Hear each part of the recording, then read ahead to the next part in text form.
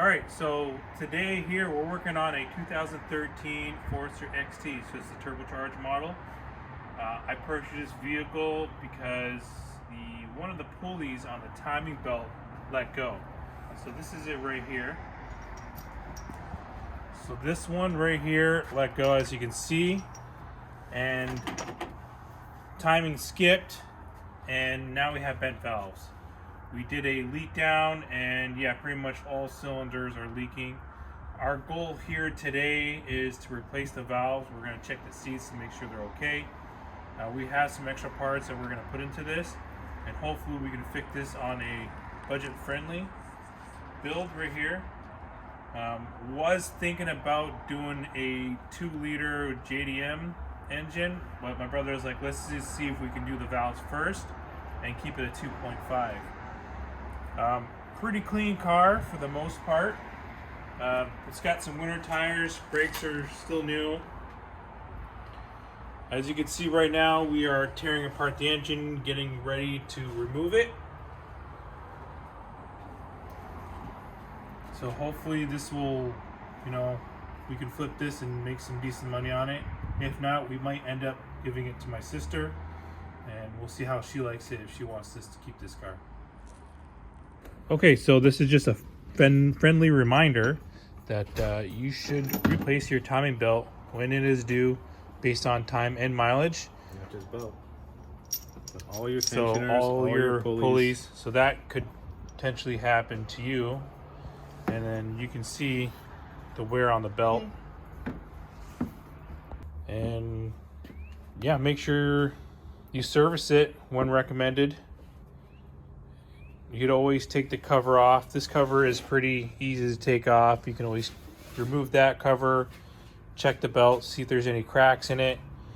But replace all the pulleys, tensioners, and water pump. Water pump's right here, right there.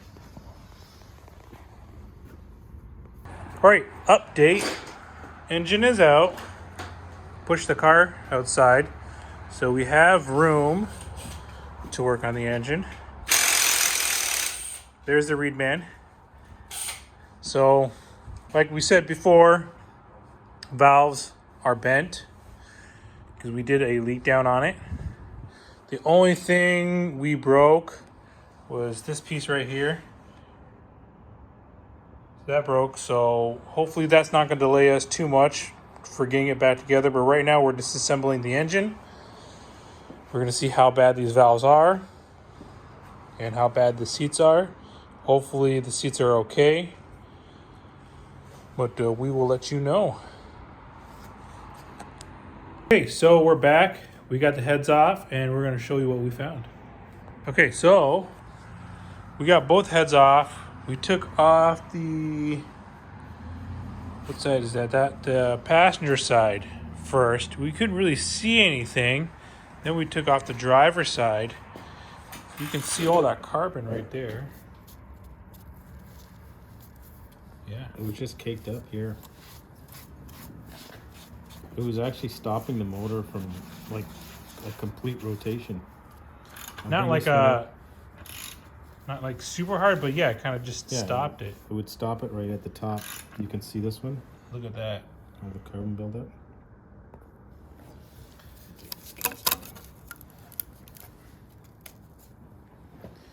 So you can see right there. That's where it tapped. Yeah, nice and clean. We were looking for this mark on the other cylinders. We didn't see unfortunately, anything. we couldn't see anything. But nice and clean. So here's the head. So it would have been that bad boy right there that tapped. But the rest look okay. No damage to the piston. It just looks like it tapped. No cracking, nothing. Yeah. So we're gonna do some more testing on the heads to make sure the valves are fine. And once we know the valves are fine, we're gonna put everything back together and put it back in the car and drive it around and see how it works. we do have the heads off. We did show you where it did hit one of the valves, and my brother here, he is cleaning up the valves. So what did you find? So what I found was on the other cylinder head, and I have a picture of it, we'll post a picture. These are the exhaust valves. There was a lot of carbon buildup. And what happened was on the actual valve where it seats, it was just caked with it. And it wasn't something that I could just scratch off with my fingernail. So that's what was causing our problem with the driver's side cylinder head for cylinder number 2. We thought that they were bent valves, but I haven't come across a single bent valve since I've been doing this. So mind you, the timing skipped on this vehicle, and from what I was told, that it was on the highway when it happened. So we did see that the valves did hit the piston on cylinder number 2. There weren't really deep marks in it, but because there was carbon buildup, you could actually see where it hit. So I feel like because of that carbon buildup, it probably forced that valve back up and probably really compressed that carbon on that cylinder and caused it to just not allow it to hold a seal. But that's just kind of a theory I have. Yeah, so what we're gonna end up doing is I told him we got some valve grinding compound right here, and we're gonna mate the valves to the seats again, just to clean up anything, and we'll reassemble it and see how it goes. Okay, update here.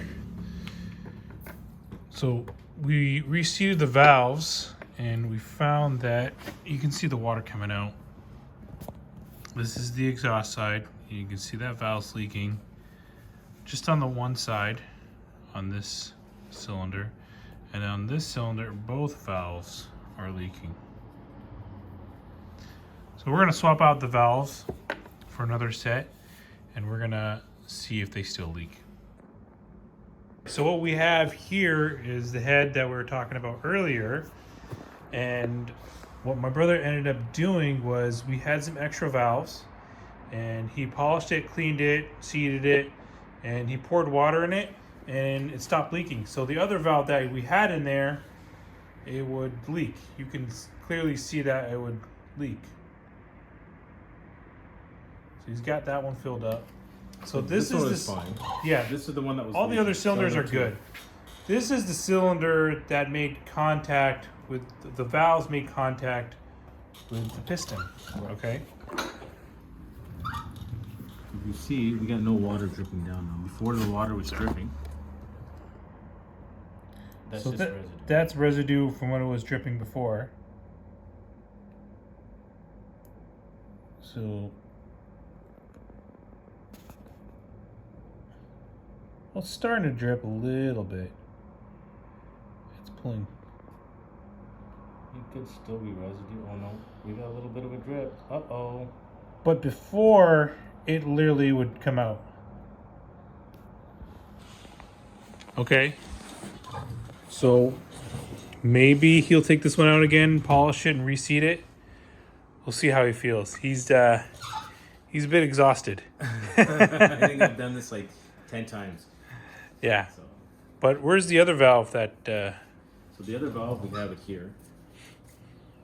And we kept looking at it, and I put it on the drill, and I was trying to figure it out. When I was polishing it, you couldn't actually see it from the top, but if you look at it from an angle, and it's got a little bit of polish on one side more than the other. That's why it looks like it's moving back and forth, but it is actually going up and down.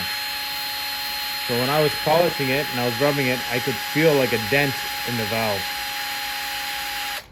Yeah. So this one was leaking, like it just kept dripping and dripping and dripping. Where this one now, I mean, we see it, but We see it, but it's way better than before. it hasn't even dripped yet. I think it might just be residue. Oh, I think It did trip. that is the other valve. That's not the one that I just did. The one that I just did is dry. So I'm gonna pull out that valve and then redo that one again. I may. Did you reuse the valve? I did. I think what I'll do is I'll change that valve also. Okay. Because that one made a little bit of contact as well. Both valves made contact, so I think it's better that we just change them both. But the rest of the valves are good. No leaks. did make contact. Like I showed you earlier, that one made contact, and you can physically see it made contact. So we'll get that other one swapped out, and I got this head on, torquing everything down to specs. And then we're gonna get the other side and get this engine together, and hopefully we'll get inside the car. Okay, so we are back at it with the Forester XT. So this guy right here, he pretty much put the whole car back together. He timed it, put it in. They ran with the issue when they got the engine in. One of the axles popped out, like out of the kind of like socket type deal, or yeah. So when where it connects into the transmission, where the boot is, it actually came out, and the engine shifted to the passenger side. We couldn't actually line it up to get the engine mounts in, and we couldn't figure out why it wouldn't move. And so what we did is we ended up raising the car up. We saw that the boot was kind of out of shape, and then we rotated the tire, and it popped the axle back in place. So we got really lucky with that. Yeah, good. All right, so he got everything together. He got it running. So let me show you what's going on. So right now we're in the process of fixing a wire. So he had the car running, and it was throwing a code for a camshaft sensor. And we would just throw a new sensor in, but we didn't notice that one of the wires actually came out of the actual connector. Yeah. So I was about to diagnose it, see if we had power and continuity, and then just noticed that, hey, one of the wires are out. So we're in the process of repairing it. It's good to have 4 hands to do this job.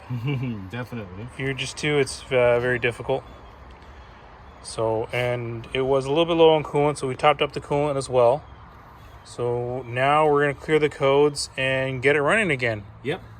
And hopefully we don't have any codes. We do have one for a secondary air pump, but maybe that's related. I'm not sure. Yeah, I'm not too worried about that right now. This is kind of the main first thing we're going to do. Eventually what happens is it's hard to start, and then the car will start and run a little bit rough because now it's in limp mode. So hopefully we're going to get it back together. We'll start it up and we'll see how she runs. Okay, so we fixed both problems. So the wire was broken, we fixed that code. And then for the secondary air pump on the passenger side, that was not plugged in. So that's plugged in and she's running a lot better. Good. Battery is weak, but she's running. It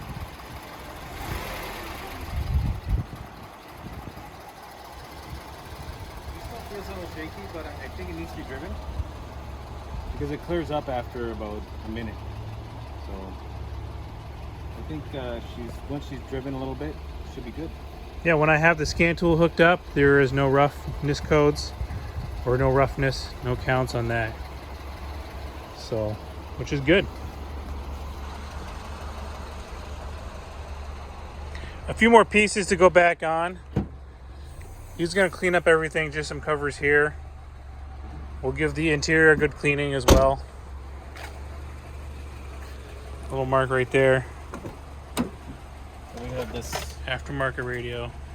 This cool thing right here. Turbo heat shield that's gotta go on. But yeah, it's looking good, sounding good. Actually drove very well. Not sure how they're supposed to drive because it's turbo, so I'm thinking it's gonna throw me back in my seat, but it didn't really do that. But it had a little bit of pickup. We could hear the turbo spool. It's kind of cool. So yeah, nice car. Yeah. Thank you.